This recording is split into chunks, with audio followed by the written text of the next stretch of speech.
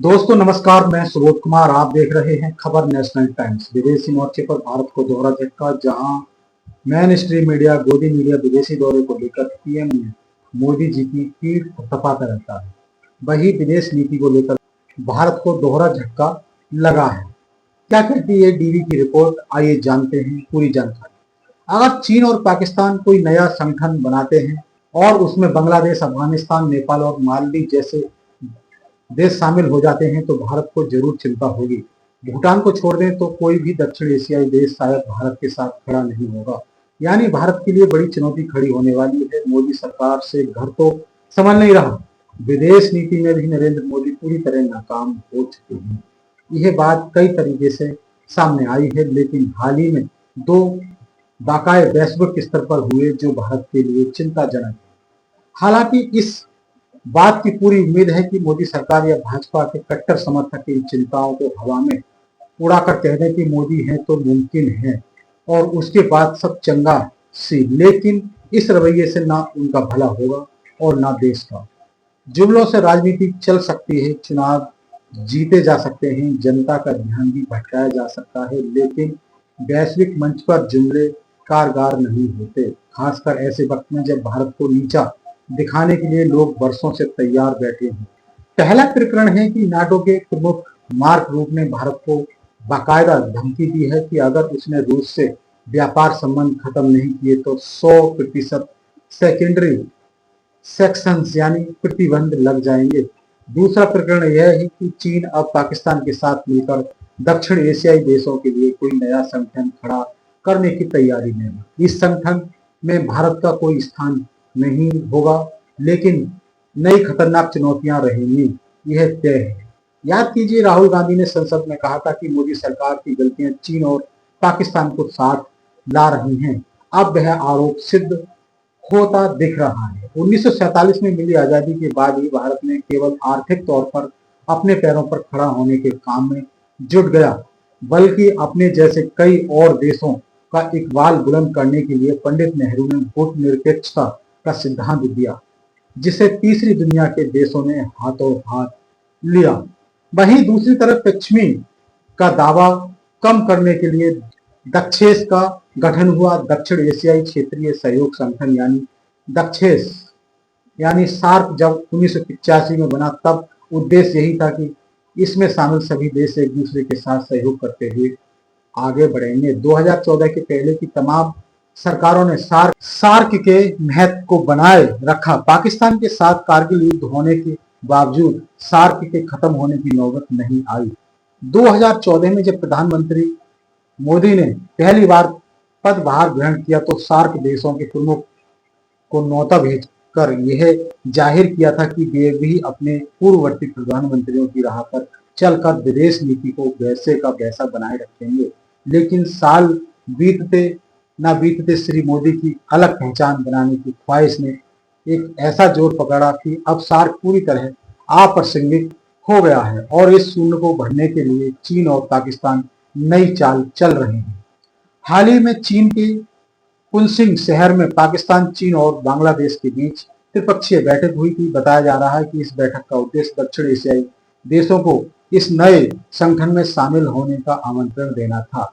हालांकि बांग्लादेश ने ऐसी किसी संभावना से इनकार किया है, लेकिन इस तथ्य को कैसे झुटलाया जा सकता है कि चीन के कारण पाकिस्तान और बांग्लादेश एक साथ बैठे हैं और भारत इसमें अलग थलग रहा। शेख हसीना को अब दस्त करने और मोहम्मद यूनुस के नेतृत्व वाली अंतरिम सरकार बनने के बाद से ढाका से भारत के रिश्ते खराब हो रहे हैं।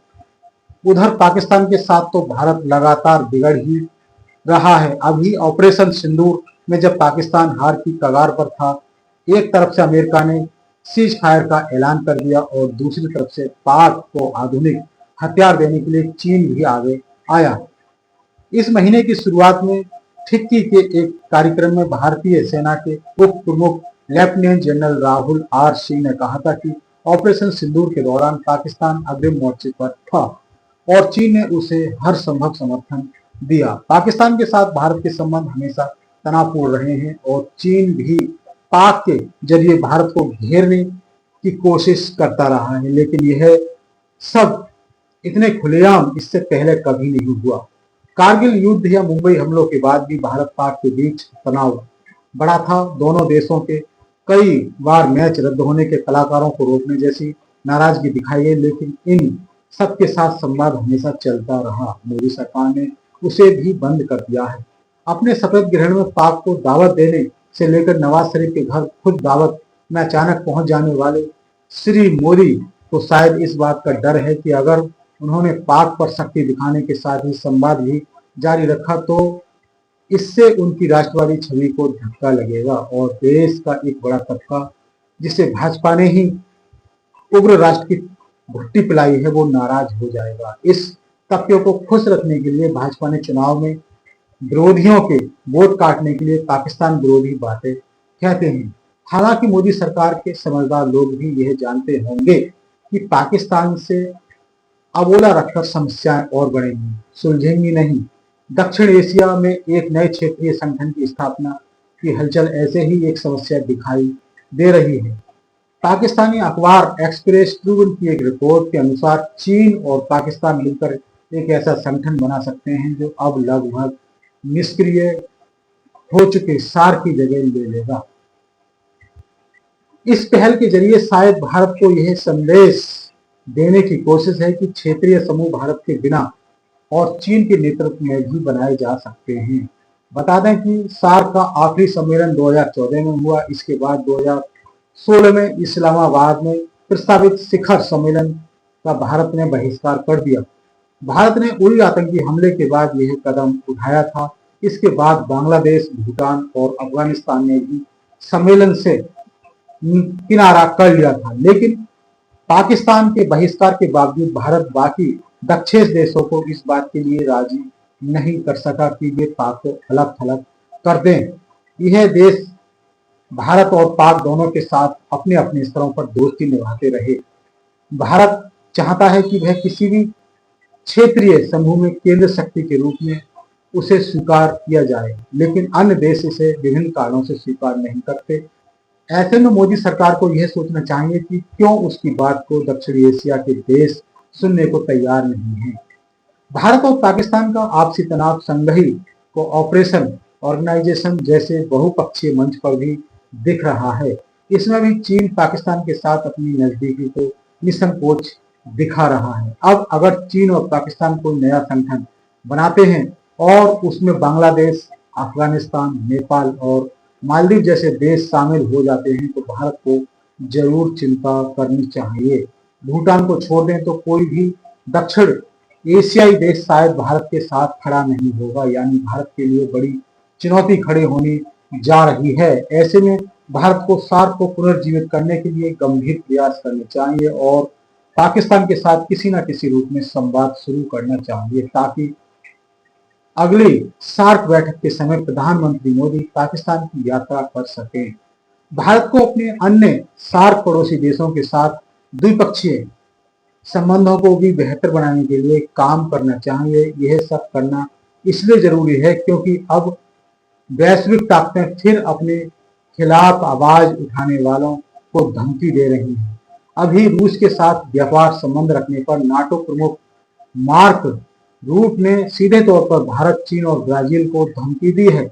उन्होंने दो टूक कहा है कि अगर यह तीनों देश रूस से व्यापार जारी रखते हैं तो नतीजे भुगतने के लिए तैयार रहें। नाटो प्रमुख मार्क रूट ने कहा, सुनिए, अगर आप चीन के राष्ट्रपति हैं या फिर भारत के प्रधानमंत्री हैं या फिर ब्राजील के राष्ट्रपति हैं और आप सभी भी रूसियों के साथ बिजनेस कर रहे हैं और उनका तेल और गैस खरीद रहे हैं, तो आप समझ लीजिए कि अगर मास्को में ही बैठा वो आदमी शांति वार्ता को गंभीरता से नहीं ले रहा तो मैं 100% सेकेंडरी सेक्शंस लगाने जा रहा हूं। उन्होंने कहा कि अगर यह तीनों देश रूस के साथ व्यापार करना जारी रखते हैं तो उन पर सेकेंडरी सेक्शंस बहुत भारी पड़ सकते हैं। ये सेकेंडरी सेक्शंस अमेरिका द्वारा इन देशों पर लगाया जा सकता है। बता दूं कि नाटो प्रमुख ने यह बात बुधवार को अमेरिकी सीनेटरों के साथ बैठक के दौरान कही। खास बात यह है कि एक दिन पहले ही अमेरिकी राष्ट्रपति डोनाल्ड ट्रंप ने यूक्रेन के लिए नए हथियार की घोषणा की, साथ में रूस से सामान खरीदने वाले देशों पर कठोर टैरिफ लगाने की धमकी भी दी है। मार्क रूट ने कहा कि व्लादिमीर पुतिन को फोन करें, उन्हें बताएं कि उन्हें शांति वार्ता के बारे में गंभीर होना चाहिए, वरना इसका ब्राजील, भारत और चीन पर व्यापक रूप से प्रतिकूल प्रभाव पड़ेगा। विश्व राजनीति में धमकियों की अपनी भाषा और इतिहास रहा है। भारत ने भी इनका सामना किया है, लेकिन अब भारत क्या करेगा यह देखना होगा, क्योंकि श्री मोदी से पहले कभी किसी प्रधानमंत्री ने विदेशी दौरों में लपक लपक कर राष्ट्र अध्यक्षों को गले लगाया, ना निजी दोस्ती के ऐसे दावे किए कि हम तो तू तड़ा की भाषा में बात करते हैं, बल्कि हर प्रधानमंत्री ने पद की गर्मा बनाए रखे हुए अंतर्राष्ट्रीय कूटनीति तकाजों के अनुरूप व्यवहार किया।